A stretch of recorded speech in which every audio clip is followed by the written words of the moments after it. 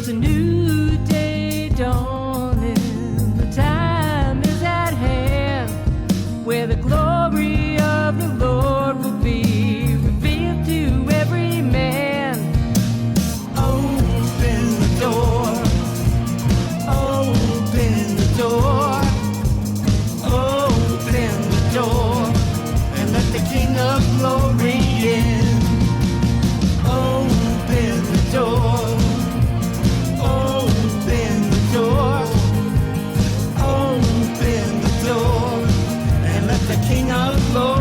All right, let the King of Glory in. Open up the door. Starts right now. So fling wide you heavenly gates and prepare the way of the risen Lord. The Apostle John was on the island of Patmos. He was in prison for the testimony of Jesus Christ. And he heard a sound behind him. He said, behold, I looked. There was a door standing open in heaven. And I heard a voice which was like a trumpet speaking with me, saying, come up here. I want to show you some things that must take place. That's what we need, my friends. We need a heavenly perspective of the things that are going on in the world around us, the things that the Word of God foretold us would come to pass, those things which must take place, those things which are taking place even now. That is what this broadcast is all about, discussing the issues of the day, discerning the times in which we live from a biblical perspective and worldview. Good day, everybody. Andy White here. What you are about to hear is the fusion of heart, mind, and soul. I want to welcome everybody from all across the fruited plain and all around the spherical globe, and also those astronauts who are circling around the moon right now, if they're tuning in. I don't think they're really tuning in, but hey, Godspeed to you out there. I know you're on your way home, but welcome everybody to this week's edition of Open Up the Doors. And like always, I've got so much on my plate to get to, and I'll get to that in a minute. Let me just get some of these preliminaries out of the way. I am streaming live on my Facebook page over at facebook.com/faithfm91.7, facebook.com/faithfm91.7. If you would like to see the live stream and join in the conversation over there, send me some emoji high fives, some thumbs up. Let me know where you are listening from, where you are watching from. I would love to do a meet and greet. Everybody over there on Facebook, do a meet and greet. Shoot me your comments and your questions and your input, your insight as we go along through the broadcast, and I will try and address some of it as you post it. Or even better, wait for the second hour and call in. Go into the phones in the second hour, 631-725-2069, 631-725-2069. If you would like to be part of today's broadcast, write that number down and give me a call, and let's have a great conversation and interaction in the second hour of the broadcast. Of course, we are streaming all around the spherical globe via the internet. And if you're outside of the Faith FM broadcast area, the best way to listen to Faith FM would be to download the app. We've got the app for the Android and Apple platforms. Just look up Faith FM in Sag Harbor on your respective device and download. It's a great resource to have. Okay, what did somebody? I just saw somebody here. I know he can be he's kind of funny. Okay, Fred, I see that you are Fred from the Cave of Adullam. Sometimes it scares me how much. I won't even go there. Sometimes it scares me how much we actually think alike, and yet I know we have differences in some things, but the Cave of Adullam. I've actually done a bunch of sermons on the Cave of Adullam. But hi, Fred from the Cave of Adullam. I get it. Believe it or not, I actually kind of get it. All right, all those preliminaries out of the way, and the meet and greet here. If you are tuning in on Facebook, logging in on Facebook, please share it around, invite some people over. But I do want to get to what we need to get to. The other day, I want to start here. And the other day, I saw probably about a week ago, last week was Easter and Passover, of course, and I did my Passover and Resurrection / Easter broadcast last week. So I didn't want to get into some of the stuff here. I just wanted to really focus on the importance and the greatest events and the greatest things of importance last week, being the High Holy Week last week, so I stayed away from some of this stuff. So some of the things here are going to be even some of my thoughts from really 2 weeks ago, the last week and a half. But it's stuff I want to address before I get to the immediate stuff. But it all obviously is linked together. But I saw a poll, a report several days ago. It might have been last week, but I saw this poll where pundits and pollsters are saying that the military action against Iran is unpopular, quote unquote, unpopular among a majority of Americans, both liberals and conservatives alike. And as I was reading this, I said to myself, so what? So what if the polls are saying it's unpopular? Now I know the meatheads and the pundits in DC look at these polls and they kind of put their finger up into the wind to see what's popular and not popular and how they maybe should devise policies and whatnot. But no, because here's the thing, folks. Many times, doing the right thing isn't always the popular thing, and stopping the Iranians from furthering their nuclear ambitions, as well as their terror networks around the Mideast, around the world. Stopping the Iranians from going any further was absolutely necessary. I don't care how unpopular it might be with some people. It was a moral necessity to do it. And taking out this apocalyptic suicidal regime was the right thing to do. And it's not done yet. And it still can go in any number of ways, which we'll get into in a moment. But I wanted to address this poll and this attitude, which I don't know how much of this really was a bunch of propaganda from the dishonest and disingenuous leftists in the media, and I don't know who they really polled, but I'm just reacting to this poll because I think there's an important point here, and it's simply this: doing the right thing isn't necessarily the popular thing. The Islamic Iranian regime must end, and it needs to end either by a complete unconditional surrender, which is very highly unlikely, since they believe in creating an apocalyptic chaos which will bring about their Mahdi. So I don't expect a complete unconditional surrender.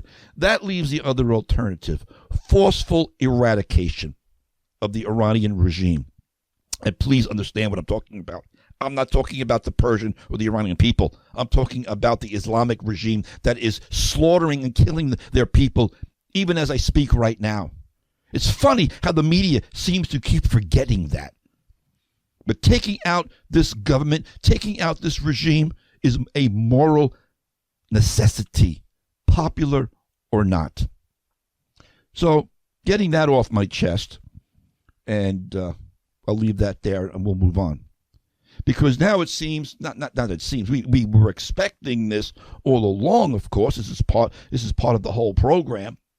But the Strait of Hormuz has now become really the linchpin of so many things. I think the Strait of Hormuz should be renamed the Dire Straits, for that is what it is becoming for the world, particularly for the NATO alliance.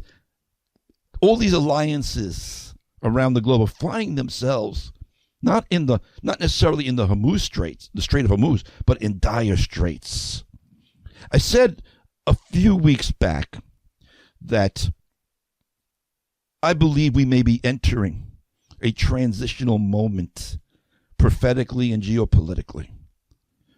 Because what is happening both militarily and geopolitically, obviously it's still being played out. However, it's becoming increasingly possible that at the end of this current situation, no matter which way it goes with Iran, there's going to be some major shifts in alliances. And where I'm going with this is I'm going to focus a little bit on NATO and what really has been exposed over the last several weeks, 2 months or so. Because NATO seems to be fracturing. And if that were to happen, it would open the door. There's a term. Open up the doors. If NATO was to disintegrate and fracture completely, And I'm not saying it necessarily is going to. I've been predicting for over 15 years that NATO would at some point in time fracture and fall apart, or at the very least that Turkey would leave NATO, because Turkey has a very specific eschatological purpose in creating the Magog Confederacy. So there's no doubt in my mind that at some point NATO is going to either completely dissolve or change. I like what Mr. London just said. I am keeping an eye on these comments in the stream.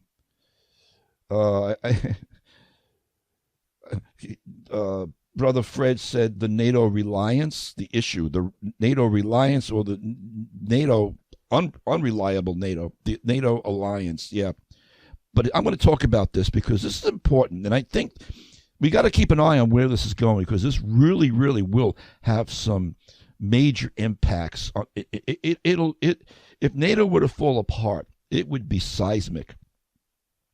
But like I said, I believe we are in this transitional moment, and there's little doubt in my mind personally that the stage is being set for a seismic shift in geopolitical alliances. The Bible plays that out, bears that out, because it's the hand of God. Brothers and sisters, always, always remember, it is the hand of God that is moving history towards his appointed times, towards his appointed conclusions. Now here's where I want to go with this. A recent article published by The Economist, April 5th, that was just, 3 days ago? The article, the headline in The Economist said, European allies are losing hope of keeping America in NATO. According to The Economist, it says the situation may have gone beyond the point where European action could soften Mr. Trump's contempt for NATO. Brothers and sisters, Trump is furious, and I believe rightly so, for a lot of reasons. Trump is furious at their refusal to help in this war against Iran, and especially, okay, you don't want to get involved with the activities and the military activities in Iran directly. They still should be helping to secure the Strait of Hormuz, because they need it more than we do. Trump is exactly right on this point. And he has discussed for NATO. You know, he met with the head of NATO yesterday, and I knew he was. They had this several hours closed door private meeting yesterday at the White House. The head of NATO and President Trump. And I was scouring the papers this morning. I was scouring the news feed this morning, looking for any word of what came out of that meeting. And I couldn't see anything as of yet, because I wanted to incorporate it into this broadcast. So I would have loved to have been a fly on the wall in that meeting just yesterday with the head of NATO. But over the last several weeks, President Trump has repeatedly signaled that he is considering a U.S. withdrawal from NATO. On April 1st alone, he did two interviews on television where he openly spoke of his disgust for NATO. And should this, I'll be a little bit rhetorical here. Should this be dismissed as a mere bluff or angry rhetoric out of Trump's emotional constitution? Perhaps. But here's the big but. Similar messages. This is almost more important in some ways than what Trump is venting, because the rest of the important people in the administration are saying the same thing. Similar messages were delivered by Secretary of State Marco Rubio and Defense Secretary Pete Hegseth and U.S. Ambassador to NATO Matthew Whitaker. He was a great guy, by the way. I actually wanted Matthew Whitaker to be the Attorney General, but I digress. But all of them, Hegseth, Rubio, Whitaker, They all spoke about Washington reassessing its commitments to NATO, with Hegseth even declining to reaffirm adherence to the alliance's principle of collective defense. Secretary of State Marco Rubio is I think probably as ticked off as Trump is. He's done playing games with these feckless allies. In late March, about 2 weeks ago or so, Rubio gave interviews primarily on Fox News with Sean Hannity, but also on Al Jazeera. He gave this interview on Al Jazeera. They're sending a message globally where Rubio openly criticized some NATO allies, explicitly citing Spain and others like the UK and France and Germany for denying the U.S. access to bases and airspace during the U.S.-led operation against Iran. And let's put this into perspective here, folks. This isn't complicated. For years, the United States has poured money. That would be your money, your taxpayer money and mine. For years, the United States has poured money, blood, resources, and manpower into defending Europe. Well, they slashed their own defenses and basically freeloaded off American strength. Now, when America needed those same facilities, these bases that we largely paid for ourselves, American bases in their countries, they were refused to use them.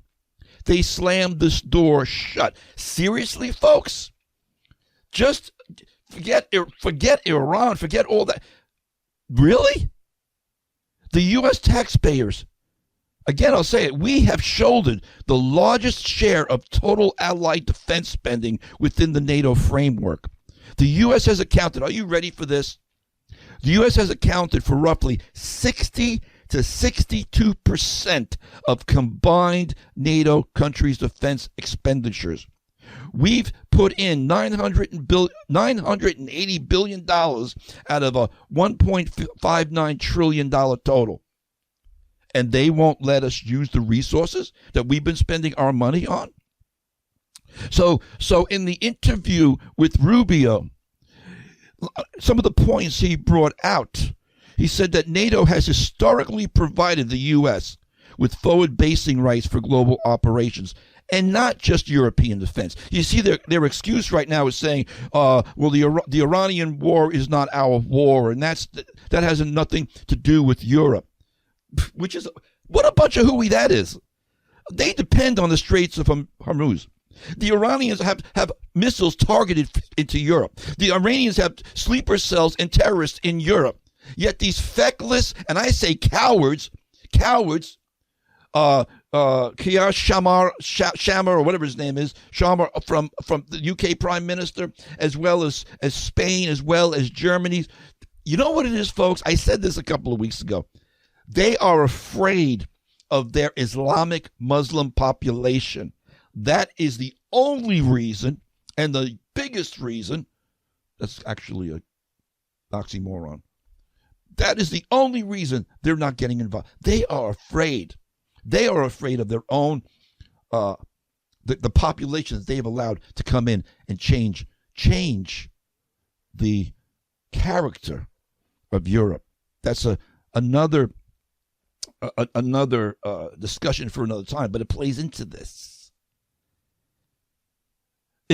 Marco Rubio went on to say, if NATO has become a one-way street, with the U.S. defending Europe under Article 5, while the Allies restrict U.S. use of facilities for American interest, Rubio stated that if that's the case, if it's become a one-way street where you're just sucking off of us, then Rubio said, quote unquote, a re-examination of our alliance after the Iran conflict would be in order. Rubio questioned the value of maintaining troops and bases if in our time of need we're not going to be allowed to use those bases. Now, I know it's a symbiotic relationship, and I know a lot of the people who are freaking out about this saying, "Oh, we get a lot out of NATO. We got our forward bases." Yeah, we do, but they're not letting us use them. So let's become allies with people that we can depend on, because we can no longer depend on Spain or France or Germany or Italy or the UK. Rubio described the situation as not a very good arrangement and deeply disappointing. I would say so, noting that Spain blocked use of facilities like the naval station at Rota and Morón Air Base, with similar issues reported involving airspace or other sites from Italy and from, as I mentioned a moment ago, France and Germany as well. So that, my friends, Rubio is exactly right, as well as Donald Trump, to question the value of this lopsided quote-unquote NATO alliance deal. American taxpayers shouldn't keep subsidizing deadbeat allies who won't lift a finger when we call in the favor. We've been paying most of the bills for Europe's defense for over 80 years on bases built at our expense, and now they say we can't use them. But again, I'll say it, that's because Europe doesn't want to upset their Muslim population by getting involved in a war in the Mideast. Fine. As I said a moment ago, fine. Okay.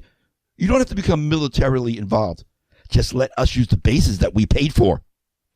And if you say no, I'll agree with Marco Rubio. Let's close the bases and withdraw from NATO. Nevertheless, having said all of that, like I said, Trump met with the head of NATO at the White House yesterday for several hours. What is the outcome of that? I don't know yet. I haven't seen any reports. Like I said, I was scouring the news feeds this morning to find out what came of that meeting, and nobody's reported on it yet. Now, of course, folks, having said all of that, needless to say, Russia would be delighted to see NATO fall apart. And also, needless to say, they are very actively involved in trying to make that happen by undermining the alliance through various means and methods of propaganda. The current U.S.-NATO frictions are not going unnoticed by Russia, and they are, through disinformation and propaganda, they are fomenting it more. This would be, oh man, this is Vladimir's, dream to see NATO fall apart. And Russian officials and state media have amplified the narratives of NATO's decline in a one-way street. They've been pouring gasoline on the fire, suggesting that the U.S. is going to abandon Europe. So they're feeding into this fracturing of NATO, and of course they would. So I'm saying all that to say this before I take a break. It's becoming increasingly clear that the Western world, in a multiplicity of ways, is facing a major conundrum right now. This hour, I shared this way back in January. This hour we are living in, my friends, it's not just about politics and policies. It's about principalities and powers. And even more than that, it's about God's great eschatological and prophetic purposes coming into focus for their appointed time. I'll be back with more. Here's a tune by Katie Nicole called Please. I just heard this tune this morning for the first time. I said, I never heard this tune before. I played earlier on Faith FM. I'm going to play it again because I just liked it. So I'm going to introduce it to this audience here. Katie Nicole with a tune called Please.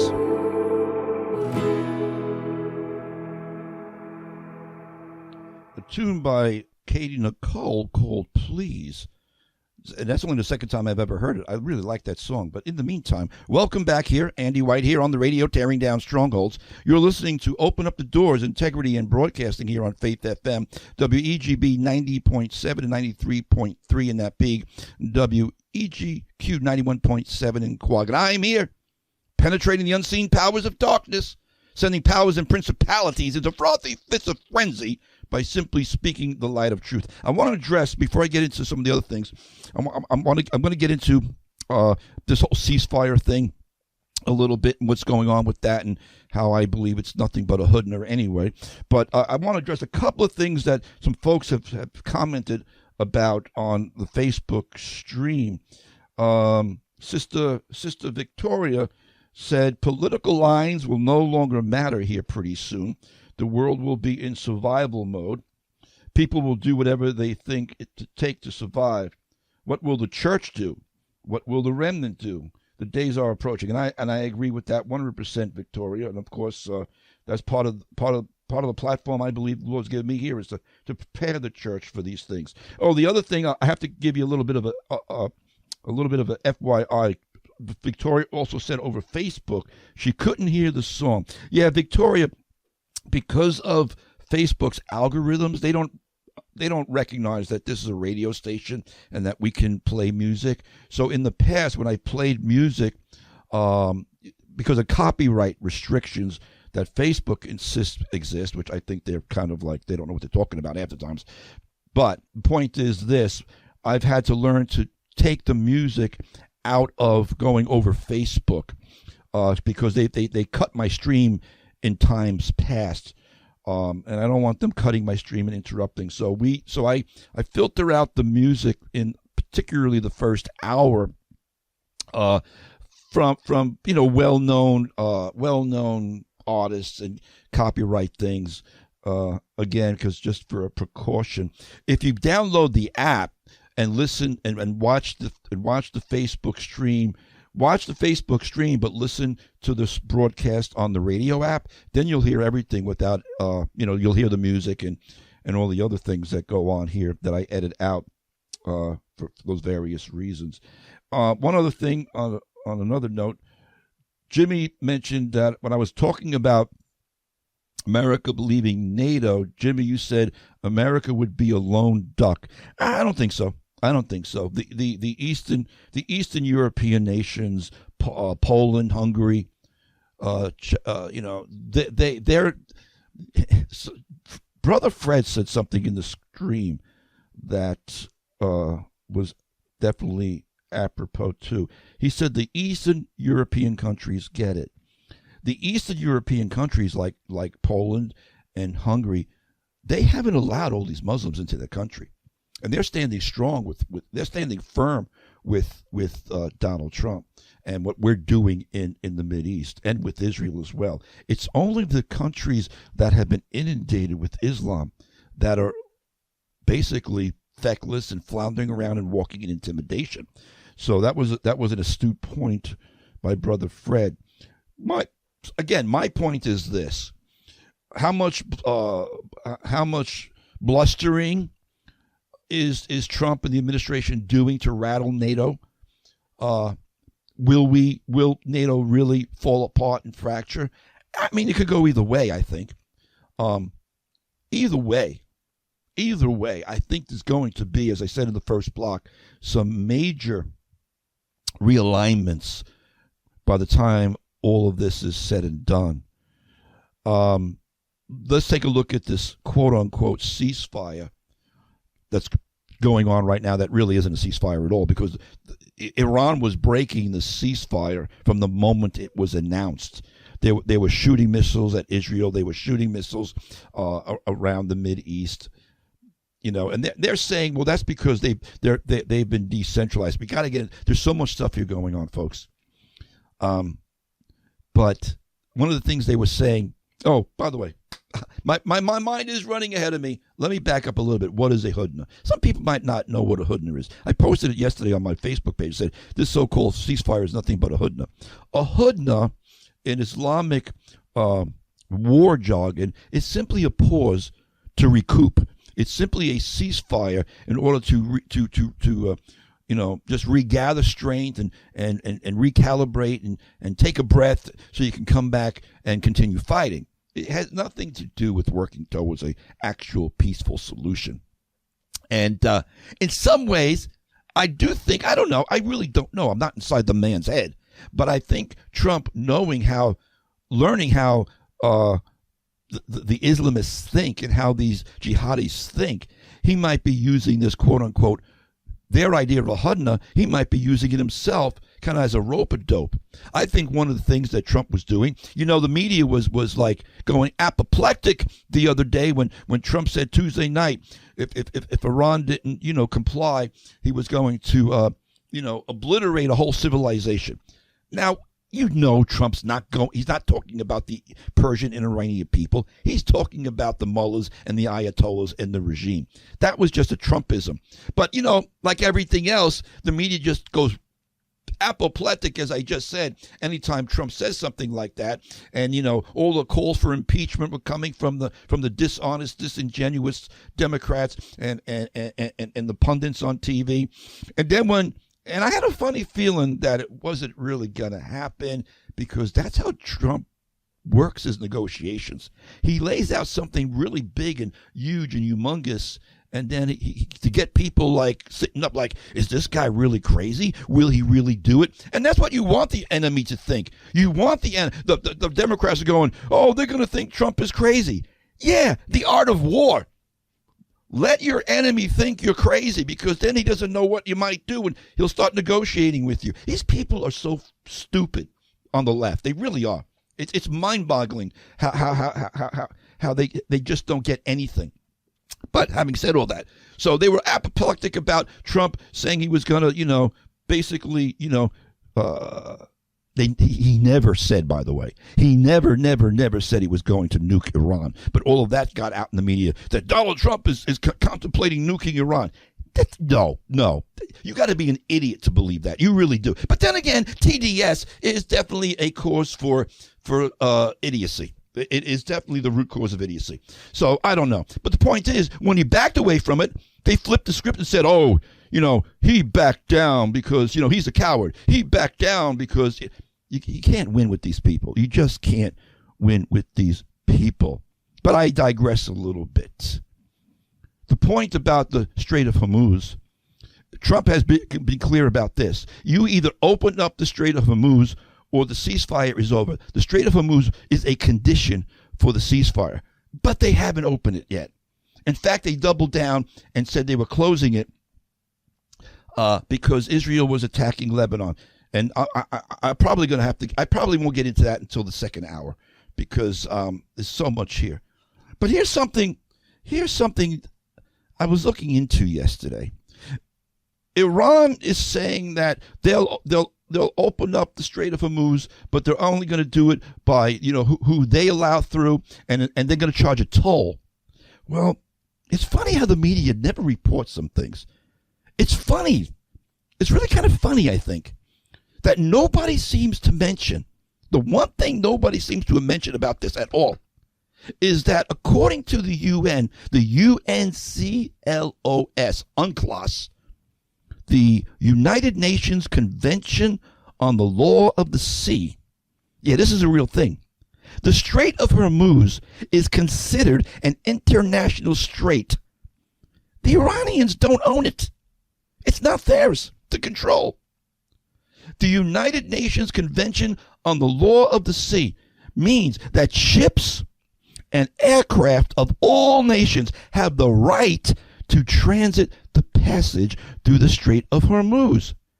So while everyone is, getting on Trump's case and saying he's committing war crimes, which he's not, the leftists in this country have never mentioned once the war crimes the Iranians have done. The 40,000 civilians that they slaughtered in the streets back a month ago, back in February. The fact that when Trump gave them their 8 o'clock ultimatum for Tuesday night, the Iranians surrounded their nuclear facilities and surrounded their bridges with thousands and thousands of civilians. That is, in fact, technically a war crime. You cannot use civilians as human shields.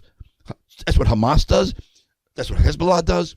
That's what Iran does. It's all from the same playbook. That is literally a war crime. But you never hear these miscreants on the left ever talk about the actual war crimes that are being committed by these enemies who would slit their throat in a second if given the opportunity. It's disgusting. It's absolutely disgusting what the American media and the Democrats have become. If this was the climate, if this was the culture back in World War II, my friends, Hitler would have won and we'd all be speaking German or maybe Japanese. I don't know. But it's infuriating to me. Let me say this again. The United Nations, this is the United Nations is something that the left loves. I believe they should be kicked out of New York, but I digress. The United Nations Convention on the Law of the Seas means that ships and aircraft of all nations have the right to transit passage through the Strait of Hormuz, which cannot be suspended. So it's Iran who's breaking the law of the seas, held up by the UN, the very same people in Europe who are refusing to get involved with enforcing that law of the seas. Again, the hypocrisy. The right, according to UNCLOS, the right of transit passage allows for continuous and expeditious transit through the strait without interruption. Coastal states bordering the Strait of Hormuz, namely Iran and Oman, cannot legally hinder this transit passage or impose tolls just for the right of passage. The very thing Iran is saying they're going to do right now is, all right, we're going to open it up, but we're going to impose a toll. According to the UN law of the seas, that's illegal. So where is the UN? Where are the guys with the blue helmets going over into Iran to make sure that the Strait of Hormuz stays open? Where is France and Germany and UK, all signatories to the UN, going over there to make sure the Strait of Hormuz is staying open? These people are hypocrites, is too polite a term, quite honestly. All right. I'm going to have to take another break right now because I'm going to let that sink in. I got a ton of stuff here. For the ceasefire, there are ceasefire talks coming up this weekend in Islamabad. Islam is bad. I love you got to love the name of this city in Pakistan. I think that's the capital. Islamabad. Islam is bad. I'm sorry. I'm going to play with that. But one of the things that's a little bit concerning to me, maybe I'll get into that when I come back, is that J.D. Vance is leading the ceasefire talks in Islamabad starting on Saturday with Witkoff and with Jared Kushner. You know what? I'll get into that when I come back. Here's Grace Coleman, Greenhouse. Let the sun shine.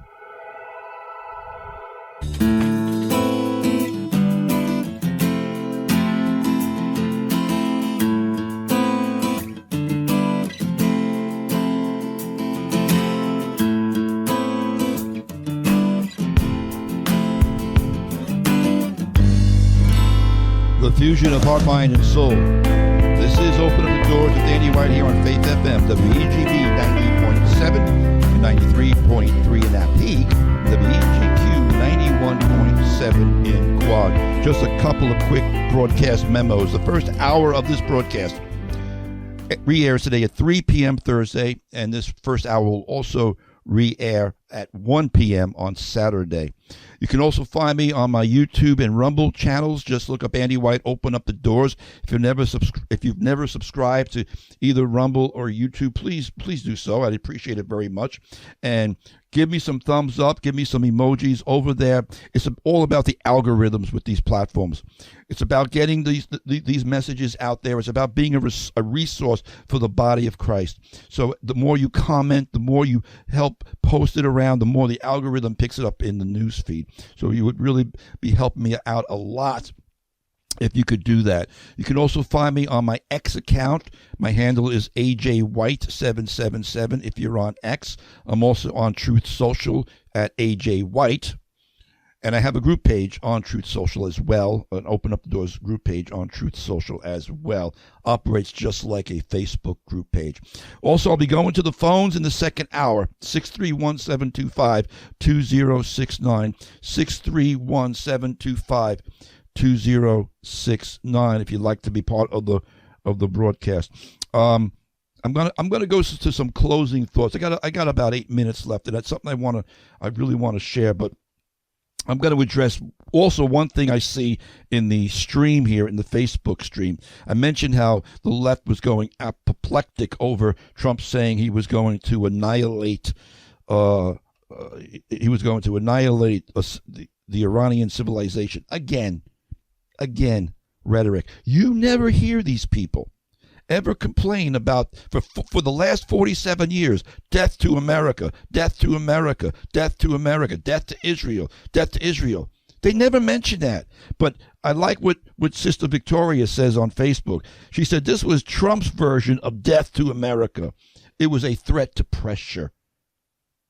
But you know, these clowns on the left, they don't understand the nuances and the negotiations and the tactics that are being used. They just want to have a knee-jerk reaction of they have TDS. All right, I'm going to leave that there because there are some things I've been talking about how this whole situation.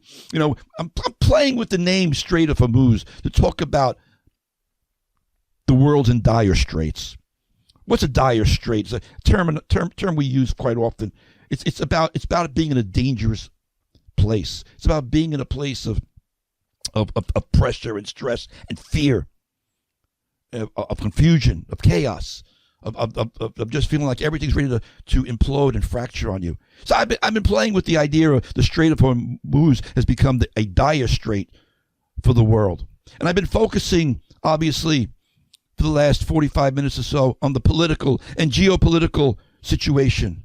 But I want to bring the political to the personal. Have you ever felt yourself to be in dire straits when you were in an impossible situation? Something that was just pressing upon you. Something that was wrought with danger and impending catastrophe. And you felt like, yeah, you would say to your wife or your husband or your friend or whoever, I'm in dire straits. You know, when Moses led Israel out of Egypt on that first Passover, and they were being pursued by Pharaoh's army, there was the Red Sea in front of them and Pharaoh's army behind them. And they all began to cry out to the Lord, knowing that they were in dire straits. But Moses encouraged them, as I want to do as well with you, my brothers and sisters. And he said to them, do not be afraid. Stand still and see the salvation of the Lord, which he will accomplish for you today. Selah, do not be afraid. Our God is for us. God made a way for Israel at the Red Sea when there was no way. God will make a way for you wherever you are in your life right now. Maybe you're saying, I don't care about the Straits of Hormuz. I don't care about what's going on over there. For whatever, because you're so consumed with your own personal situation and circumstance, and that's okay. I get that. You are saying, I don't care about the Strait of Hormuz. My life is in a dire strait. My friends, God is a God of deliverance. He'll make a way for you where there is no way. He's a God who saves his people from dire straits. We, true believers in the God of Abraham, Isaac, and Jacob, the God of Israel, Jesus Christ, our Lord and Savior, we are the people of God who can cast all our cares upon him because he cares for us. And whether it's politics or geopolitics or the world situation, you don't have to fear.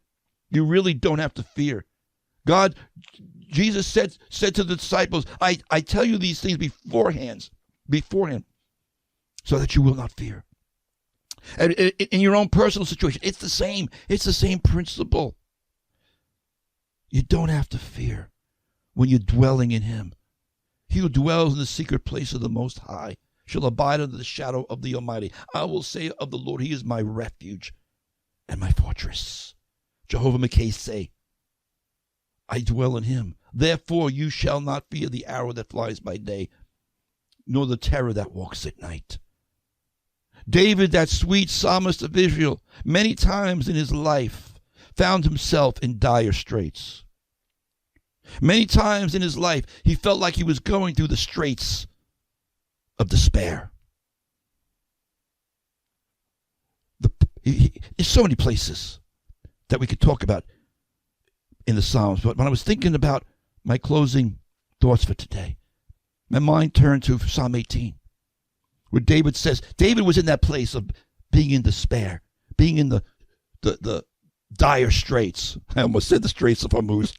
No, David wasn't in the Straits of Hormuz, but he was in dire straits. Listen to what he said in Psalm 18. The pangs of death surrounded me, and the floods of ungodliness made me afraid. That word ungodliness there in that psalm is Belial.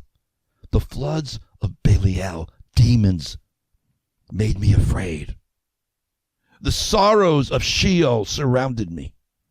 The snares of death confronted me. But again, David writes, in my distress, I called upon the Lord, just like Israel did when they saw Pharaoh's army come and they cried out to the Lord. David says, in my distress, I called upon the Lord and I cried out to my God, and he heard my voice from his temple. He's the God who hears. And my cry came before him, even to his ears. And then you know what David says? You know what God did? Because God heard his cry? David says, he sent from above. He took me and he drew me out of many waters. He delivered me. He delivered me. Listen up, brothers and sisters. When you're in that place of distress, danger, and despair, and when you feel as though even those who you thought would help you are nowhere to be found, like NATO. Just like NATO. They're nowhere to be found. You thought they were your friends, but they don't want to get involved or come to your aid. I want to tell you something. By personal experience, there is a friend who sticks closer than a brother, and his name is Jesus. There is a God who will never leave you nor forsake you. He is Jehovah Sabaoth, the Lord of hosts, who is with you. As David wrote in Psalm 46, God is our refuge and strength. Very similar to what Moses wrote in Psalm 91. Yes, I believe Moses wrote Psalm 91. I don't want to get into all that, but same Spirit, same Holy Spirit. God is our refuge and our strength, a very present help in trouble. And as the world finds itself in a heap of trouble, we know that's all according to God's eschatological plan and framework. But we have a God. We have a God that we can look to in faith because he's faithful and he's trustworthy. And we can cry out to him, and he will deliver us in our time of trouble. He will deliver us from our dire straits, brothers and sisters. All right, I'm out of time for this first hour.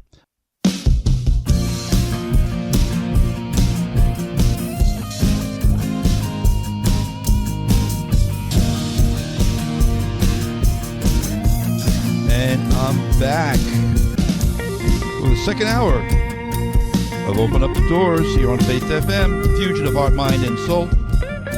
Welcome back, everybody, to the second hour. If you're hanging out from the first hour, welcome back. If you're just joining us for the second hour, welcome aboard. I am restreaming part 2, hour 2, over on my Open Up the Doors Facebook page. If you'd like to go on over there at facebook.com/faithfm91.7 and join in the conversation over there, shoot me some comments and some emoji thumbs up, some activity for the algorithms to latch onto. And let me know where you are watching from, where you're listening from all across this fruited plain, all around the spherical globe, and even maybe those astronauts up there in orbit coming back to Earth. I don't know. They're probably not listening to me, but it's a fanciful thought to have. Anyway, hey, you can do something better than commenting on the Facebook page. You can call in. Phone lines are open. 631-725-2069. 631-725-2069. Maybe you'd like to comment or opine or shed some other insight into the things I was sharing in the first hour, for those who were there for the first hour. And if you weren't there, let me give you a little update, a rebriefing. I've been talking about the situation, obviously, going on in the Mideast, particularly with Iran, particularly with the Straits of Hormuz. How the Straits of Hormuz have become really, let's rename them the dire straits, because the world is in a deep place of perplexity and fear, and I guess all those other words you could use, all those other adjectives you could use to describe what's going on there in the dire straits. I mean the Straits of Hormuz. Again, if you'd like to be part of the broadcast, 631-725-2069. I had a thought as I was coming back on air.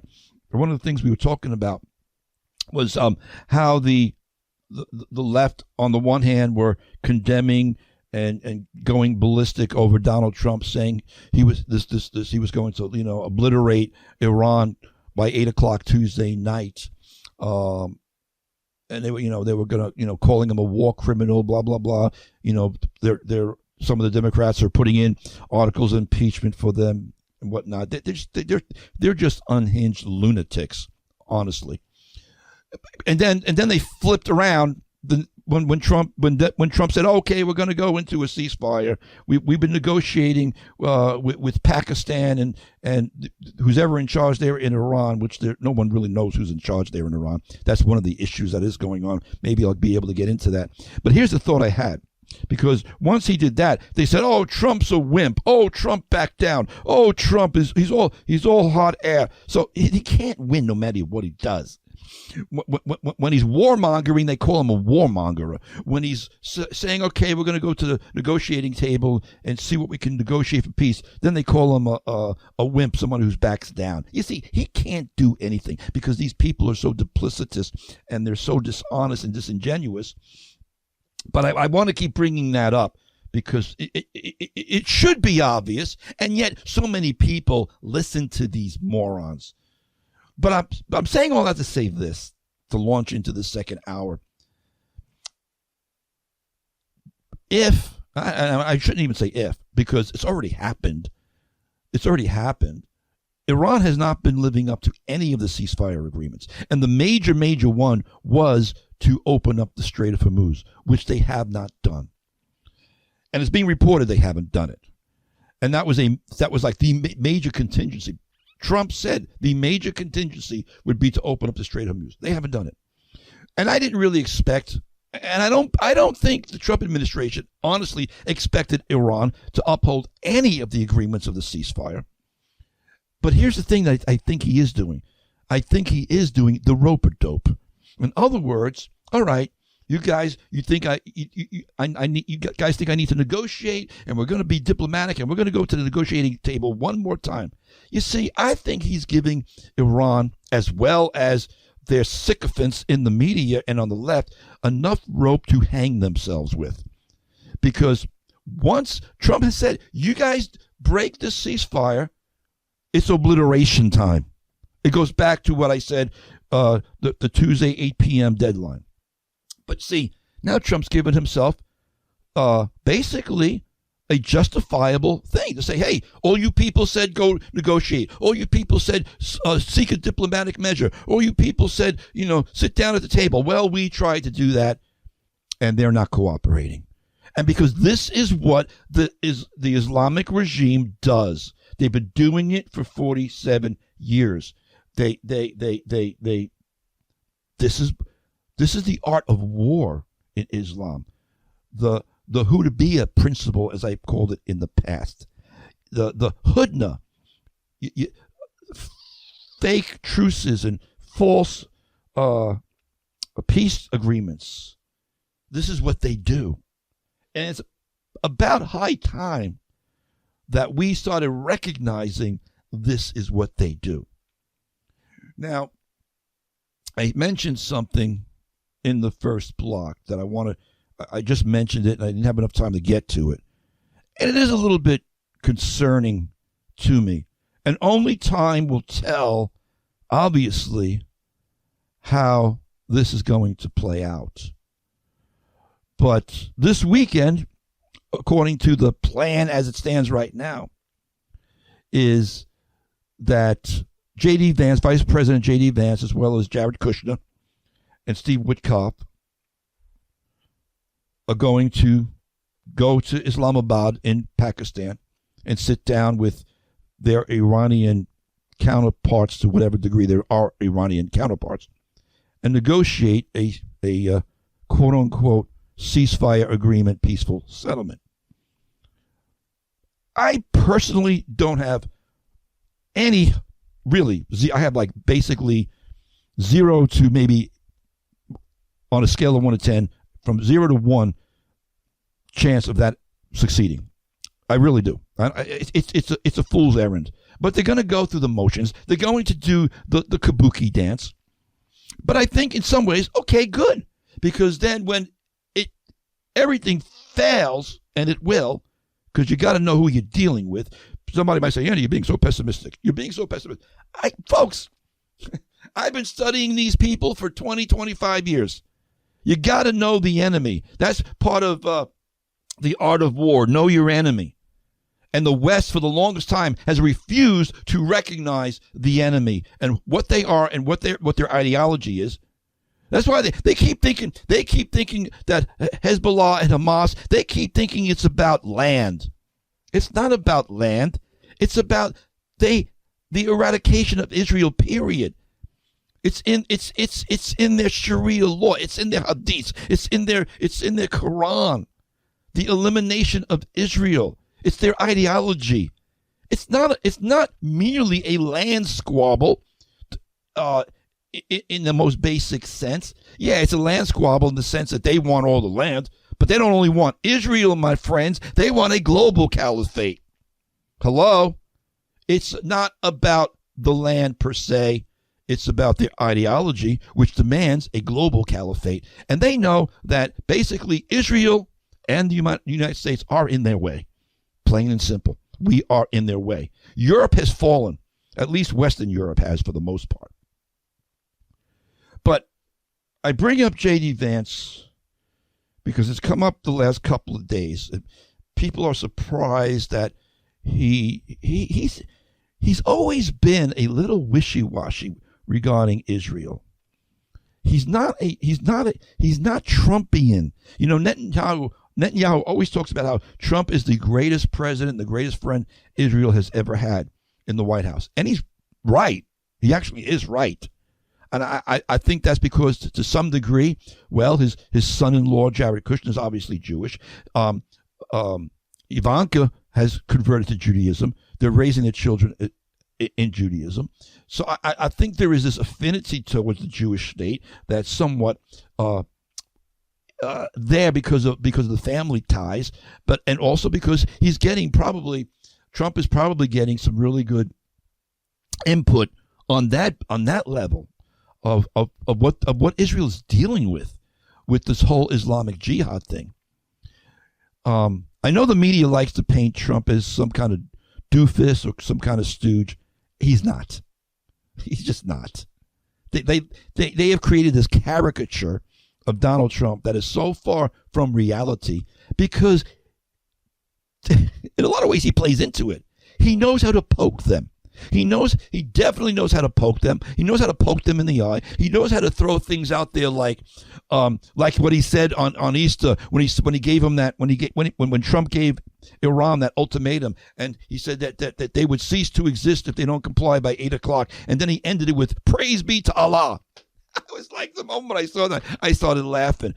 I mean, I saw Christians in the Christian community literally putting up posts. This proves Trump is not a Christian. He's giving praise to Allah. And I'm thinking to myself, do you guys have no discernment at all? I hate to say this about my brothers and sisters, but sometimes you guys are the most, you're as oblivious. Probably shouldn't say it. I'm going to get myself in trouble. But quite frankly, sometimes you guys have no discernment. And whether you're suffering from some mild form of TDS or whatever, I don't know either. But the moment I saw that, praise be to Allah, I knew Trump was mocking them. I knew he was being snarky. The first thing I thought of, quite frankly, was Elijah at Mount Carmel. When he sat there and watched all the prophets of Baal going through all the machinations and doing their war dances and doing all the crying out to Baal, and nothing happened. And there was Elijah just sitting, mocking them. Where is your God? Maybe he's going to the bathroom. Maybe he's he's indisposed. Maybe he's away on holiday. I mean, Elijah was mocking the prophets of Baal. Hallelujah. It's about time we started mocking devils and demons instead of devils and demons mocking us. We are the people of God. Now, I'm not saying that Trump is a prophet. I'm not saying that Trump is an Elijah, but I saw the spirit of what he was doing. He was mocking their God, who's not God. And I can't believe even the Christians who failed to see that. I just shook my head. And I'm not trying to insult anybody. I'm really not. I'm just telling you how I feel. That's what I do here. You can disagree with me, but to me it was so evident. It was so obvious. He was poking them. That's what Trump does. He pokes his opponents. Again, make him think he's crazy. You want the enemy to think you're crazy. David did that once. Remember when David, he fled to the Philistines over in Gaza? David fled to Gaza. Oh, Gaza's been in Israel's history for thousands of years. This is nothing new. The spirit of Amalek, the Philistines, it's the same power and principality. I said in the first hour, folks, this isn't about politics and policies. It's about powers and principalities. And when Saul was chasing David, seeking to kill him, David fled over to the Philistines. Now, David was never going to join the Philistines. He was just fleeing for his life. And he was there serving, I think it was Abimelech. I can't remember the exact king he was serving at the time. I'm just sharing this biblical story from the top of my head off from memory, but most of you probably know the story. After a while, David just wanted to get out of there. I mean, he wasn't happy in Philistine. He wasn't happy, being a double agent for the Philistines. He wasn't happy hanging out with the Philistines. He wanted to get back home. And so at one point, what David did is he feigned madness. When people started to think that maybe this guy David, we shouldn't be, he's a Jew. He's the supposed next king of Israel. And they were telling the king there, we can't trust this guy David. And they took David to the king. Again, I keep saying Abimelech. I don't remember if that's the right guy, but you know the story. And he feigned madness in front of me. He started frothing at the mouth. Just make him think he's crazy. So the king said, get this fool away from me. Get this fool away from me. So David escaped. I'm just sharing that because when you're dealing with real life situations, with enemies and powers and principalities, there's this thing called subterfuge. There's this thing called feigning madness. Make the enemy think you're crazy, because then he doesn't know what you're going to do. Anyway, I'm off on a little bit of a bunny trail with that. Let me get back to J.D. Vance heading up this weekend ceasefire thing, because here's the thing with J.D. Vance. He hasn't. Let me tell you why it's concerning to me. And again, let's let it play out. Maybe he's going to serve Donald Trump faithfully. I hope that would be the case. But I'm very leery of J.D. Vance, because he hasn't been for this military operation from the start. From the start, he was advising against us having any kind of military operations in Iran at all.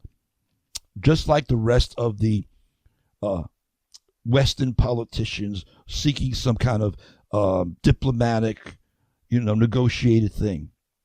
Folks, that hasn't worked for 47 years. And that was J.D. Vance's approach. Now, Trump overrode that, thankfully. But here's the Iranians know this. And I've already read some stories. They are gleeful. The Iranians have already pulled the wool over Steve Witkoff's eyes. That's just Witkoff came back from negotiations months ago, dumbfounded, because he said it. He said it publicly. They lied to me, and I bought it. I'm paraphrasing what he said, but that's basically what he said. So the Iranians feel like they already know that they can pull the wool over Witkoff's eyes. Now, maybe he's wised up. Maybe he's learned from his mistakes. I don't know. But this is the things that are concerning me. You've got Witkoff going there, who's already had the wool pulled over his eyes. You've got Jared Kushner going over there, who's got all kinds of other I don't even know. There's so many different things going on with him that are questionable. But J.D. Vance could be our next president. And he is not so firm on his commitments and his allegiance. I shouldn't say allegiance. That's the bad word. That's I'm gonna get rattled for saying that. I don't mean allegiance that way. For being a faithful ally. Let me say that. I'm not saying we should have allegiance to the state of Israel. I know all these anti-Semites and all these wackadoodles are going to say, you see, you have allegiance to Israel, not America. That's not what I'm saying at all. I'm talking about being a faithful friend. I'm talking about a reliable ally. That's all I'm talking about. But J.D. Vance is very wishy-washy on Israel. When anti-Semitic attacks were happening around the country and on the colleges, this was during the campaign, during the election, he wouldn't really come out. He was very, very ambiguous about his stance on what was going on. Now, he would make some general comments about it not being no place in America for anti-Semitism, very general, vanilla kind of things. Point is simply this. He's got a record for being somewhat ambiguous and wishy-washy regarding Israel. And it's very concerning to me that he's not. Here's the second thing. Here's the second thing. And listen to this, because you may not know this. It's very concerning to me that J.D. Vance is not distancing himself from Tucker Carlson.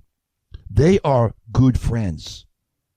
And Tucker Carlson has proven himself to be demon-possessed, an anti-Semite, spewing out propaganda, spewing out Islamic propaganda because he's being paid, Tucker Carlson, he's being paid by the Qataris to put a happy face on Islam and the Muslim Brotherhood, and like a dutiful little puppy dog, that's what Tucker is doing. But he's good friends with J.D. Vance. In fact, maybe you don't know this. Tucker Carlson's son, Buckley Carlson, works as a top aide and deputy press secretary to J.D. Vance. I'm telling you, he is being strongly influenced by them and others on the woke Reich. I like this new term, not the woke right, the woke Reich. We're gonna have to wait and see. I can only say I hope he's loyal to his commander-in-chief's directives and not his own. And maybe he will be. I'm not accusing him of not doing that. I'm just saying keep an eye on him. J.D. Vance, there are parts of J.D. I absolutely love. He's quick on his feet. He's really strong on domestic policies. He's very naive, I believe, on the whole Mideast situation, especially if he's got Tucker Carlson in his ear, as well as others who are hanging out with Tucker Carlson, the Nick Fuentes of the world, the Alex Joneses of the world, the Candace Owens of the world. Keep your eyes focused, folks, and be discerning. Where am I at time-wise? I'm going to take a break. I'm going to leave room for the phones.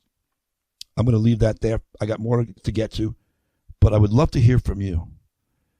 631-725-2069. 631-725-2069. I'll be back after this. In the meantime, welcome back. Just kind of wandering off there on my stream of consciousness. Welcome back. Andy White here. You are listening to Open Up the Doors, the fusion of heart, mind, and soul. Integrity in broadcasting, as I like to say it. Here on Faith FM, WEGB 90.7, 93.3 in that big, WEGQ 91.7 in Quad. The phones are open. 631-725-2069. 631-725-2069. If you'd like to call in and opine and let me know your thoughts on the things we've been discussing. In the meantime, I will keep on discussing them, or anything you'd like to bring up. Where was I? I was talking about the talks that are coming up this weekend over in Islamabad with J.D. Vance and Steve Witkoff and Jared Kushner. And again, all I can say is wait and see. Wait and see how that all how that all pans out. But going back, it's all about the ceasefire. It's all about that. They're trying to hammer out this ceasefire, and who's in charge in Iran? This is the thing, and this is something that was to be expected. I remember reading some analysis reports from people who know these things, these Mideast watchers, these Mideast analysis foundations. And I shared a couple of months ago that if the Ayatollahs collapsed, if the Ayatollahs were taken out, the IRGC would fill the power vacuum. At least these experts were saying that is what we should expect. Others were saying no. But the IRGC has filled the power vacuum in Iran. And they have essentially sidelined Iranian President Masoud Pezeshkian and his entire administration. From a report I read the other day, rising tensions, and this is what we do want. We want to see the government implode. But one thing you got to understand is that the IRGC is made up. It was created. It was formed. It was designed to protect the Islamic Republic's leadership for such a scenario as this. It was designed to survive the Ayatollahs being taken out. And they're stepping into what they were designed for. The IRGC is made up of hardcore Shiite zealots, and they truly believe that they are fighting a holy war for their God Allah. The IRGC is not the normal, regular Iranian army. There is a normal, regular Iranian army, but the IRGC is they're special. They were created to protect the Ayatollahs. Very, very similar to what they did in ancient Rome. I forgot what were they called. You had the normal Roman soldiers, but then you had the Romans that were there to protect Caesar and to protect Rome. And I can't think of the word. It began with a P. Somebody remind me what that is. Fred, you might know what the word I'm thinking of. But basically, the IRGC is the Roman version of these elites that was there created to really uphold the republic should it be faced with a serious crisis as it is. And this is exactly what they were, the Praetorian. Thank you, Fred. I knew Fred would know that. The Praetorian Guards. I couldn't think of that word. I kept thinking preterist. I'm thinking, no, that's not it. It's not preterist. It's not proletariat. I kept thinking of all these P words. Was it proletariat? No, that has to do with communism. Was it preterism? No. I knew it was a P word. Thank you, Fred. I knew you would get. Thank you. I knew that Fred would get me that word. The Praetorian Guard. That is what the IRGC is. In a way, they're like the Praetorian Guard for the Islamic Republic. And now, according to the report I read the other day, I'll get back to that, there are rising tensions between the Pezeshkian administration, that's the president of Iran right now, whom I'm wondering why we haven't taken him out. Maybe we haven't taken him out is because that just maybe this administration thinks that maybe they can work with this guy, but he's being undermined according to this report.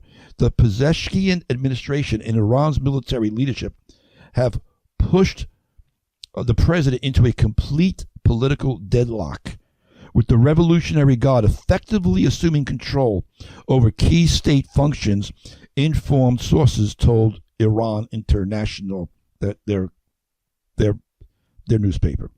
The IRGC has blocked presidential appointments and decisions while erecting a security perimeter around their core of power, effectively sidelining the government from executive control. Efforts by Massoud to appoint a new intelligence minister last Thursday collapsed under direct pressure from the IRGC Commander-in-Chief Ahmed Vahidi. Sources with knowledge of the situation told Iran International. So again, it gets back into this whole, there is now this power struggle within the government. And I said that this back in January, way back in January, when I was giving a little bit of a survey, what I saw coming for this coming year, I said that Tehran, because remember we had taken out the Iranian nuclear facilities back in June, and things started heating up again around January, right after the new year. And I remember saying back then that I believed that Trump was going to attack Iran after the Super Bowl. I don't know why.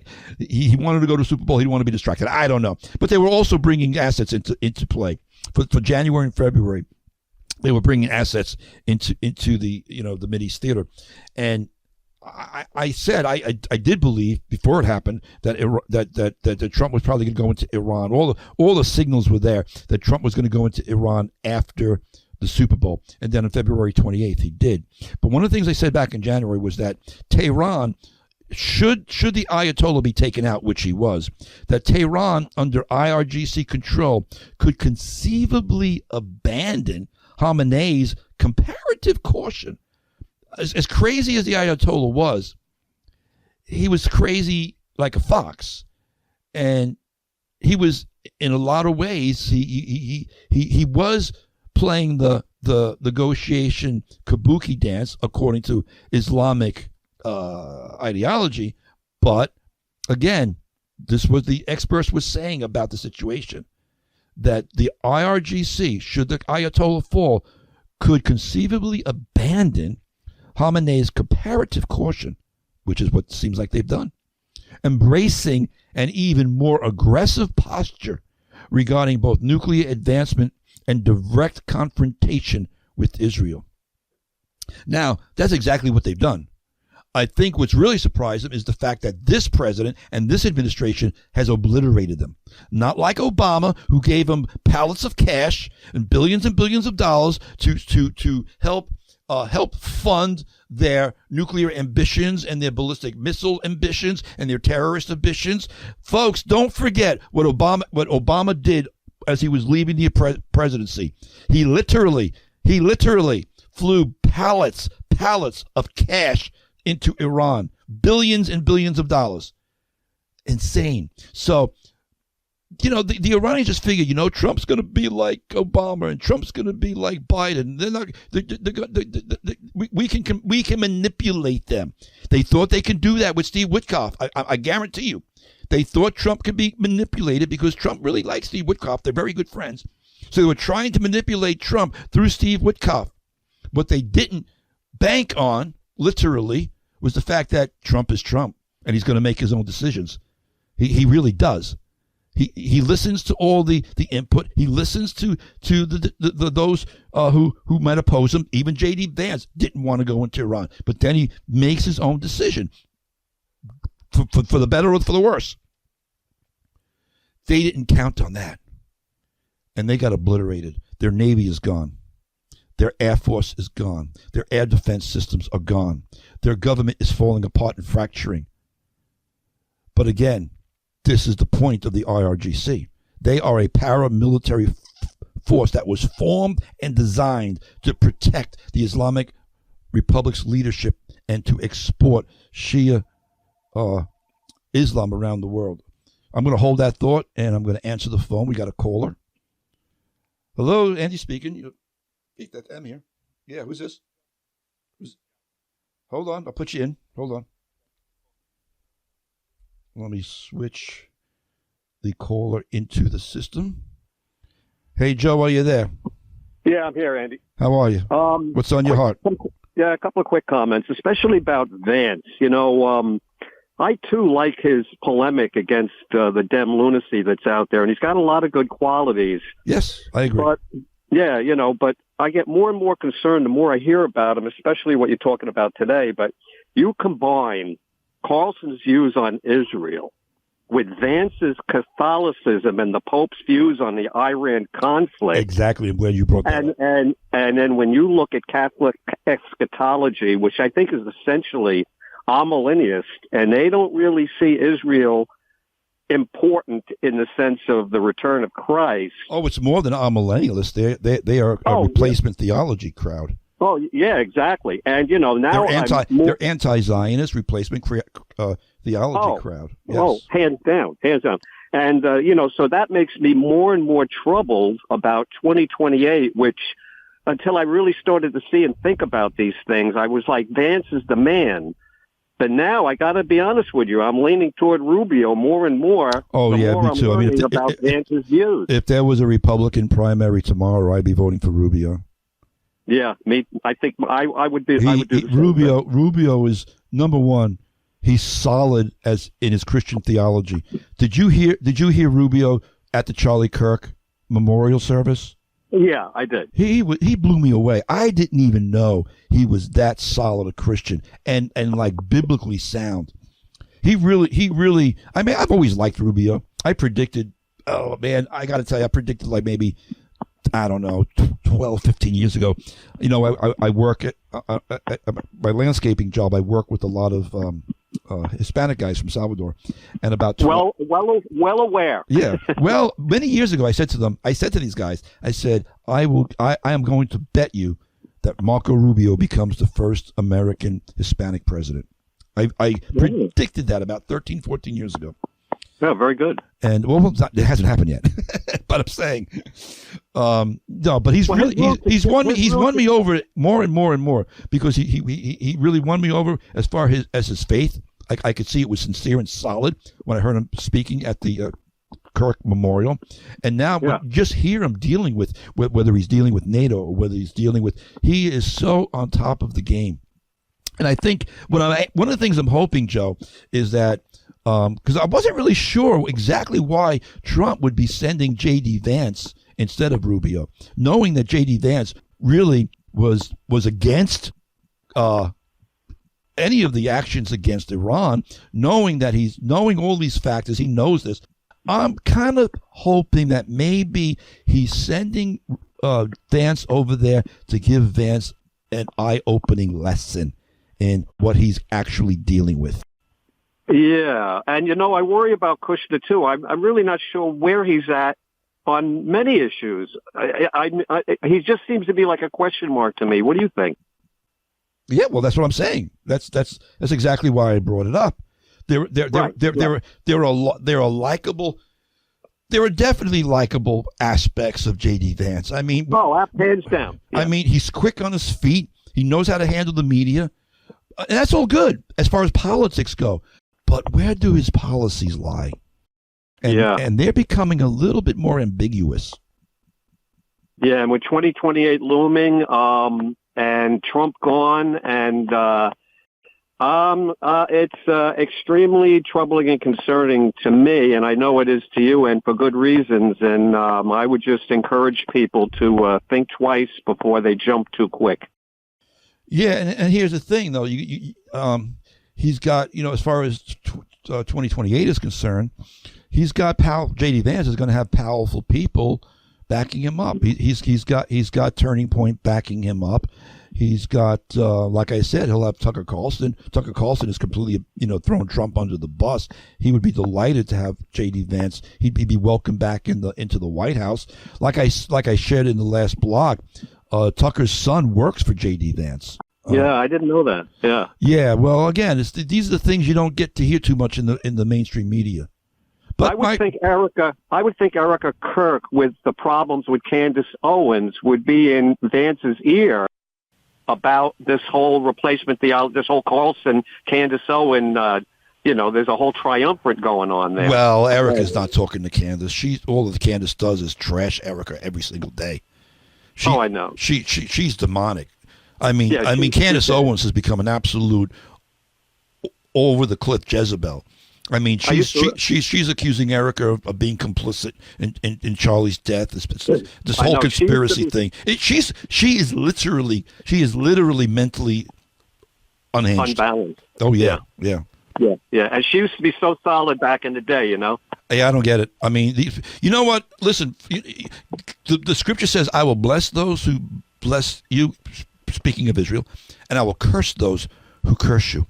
And when I see the fall of Tucker Carlson, when I see the fall of Candace Owens, and well, I've never liked Alex Jones ever from the get-go. I always thought he was a charlatan and a huckster.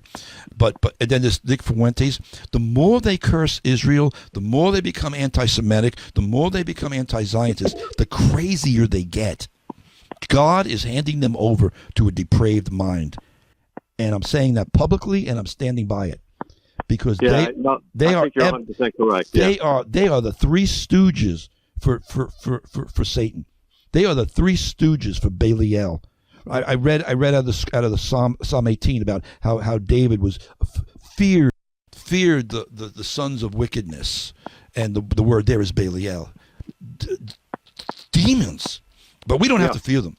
In fact, not only should we not fear them, we need to call them out. Greater is he that is in us than he that is in the world. And all authority in heaven and earth has been given to Jesus, and he has delegated that authority to us that we might trample upon scorpions and all of the power of the enemy. I'm past the point of trying to counsel demons or to try to have arguments with people who are literally demon influenced, if not demon possessed. Unfortunately, the demonic left in this country with their calls for the 25th Amendment and impeachment, the insanity continues to grow and grow and grow and grow daily. And yeah, well, it's the curse of Joe. But here's my point: it's the curse of God because they refuse the love of the truth. God hands them over to believe the lie. It becomes a supernatural delusion. Right. Yeah. Well, I've always admired that scripture, and it's applicable. It can be interpreted truly, and it can be applied in many ways. And in this case, absolute application, truth. Yeah. You know what I mean? And anyway, look, I'm going to let you go because I want to hear the rest of your comments. That's cool.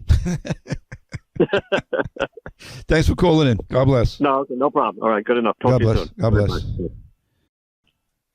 Having said that, before I get to some more comments, this is a good time to take a break, Selah, give you guys a chance to call in.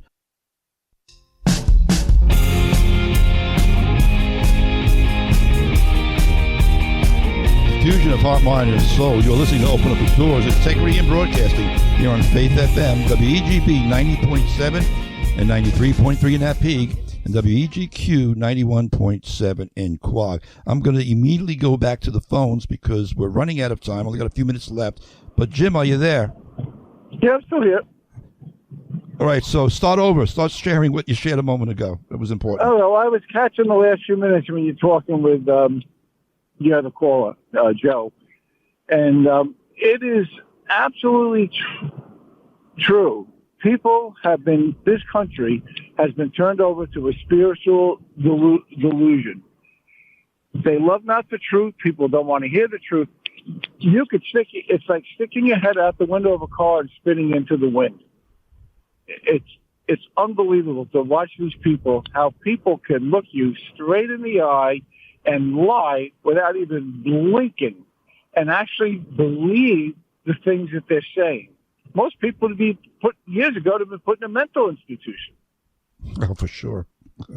It's just unbelievable, the delusion that's spread across this country. It's sad. It really is sad. And but you're dealing with people who they hate the truth. They don't love the truth. And so God has handed them over to a delusion. I mean, I watched Gavin Newsom's wife the other day talking. And my gosh, you'd think this lady was on LSD. I'm serious. The way she's talking and this and that. And I make my boys play with dolls. There's no gender. That's the only way they're going to learn to respect women. Playing with dolls. That was her statement. Yeah, it's crazy. No, it's lunacy. Exactly. And yeah, I don't. it's hard. It is hard to fathom. I mentioned, I don't know if you heard it or not in the first hour. I mentioned how